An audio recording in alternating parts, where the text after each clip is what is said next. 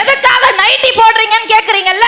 இந்த நைட்டி போடுற பொம்பளைங்கனால கலாச்சாரம் கலந்துருச்சான், நாகரிகம் நட்டுக்குச்சான், பண்பாடு படுத்துக்குச்சான். நான் என்ன கேக்குறேன், பெண்கள் எதுக்காக நைட்டி போடுறோம்?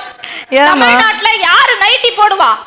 கட்டுன புருஷனை உசுரா நேசிக்கிற தமிழ் பெண் மட்டும்தான் நைட்டி போடுவா. பா அருமை. புதுசா சொல்ற?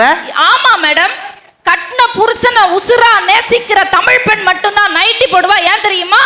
இத்தா தண்டி புடவைய துவைக்க விட்டா புருஷனுக்கு கைவலிக்காது, அதனாலதான் நாங்க நைட்டி போடுறோம். ஆனா நான் ரொம்ப நல்ல பொண்ணு. என்ன சொல்றீங்க?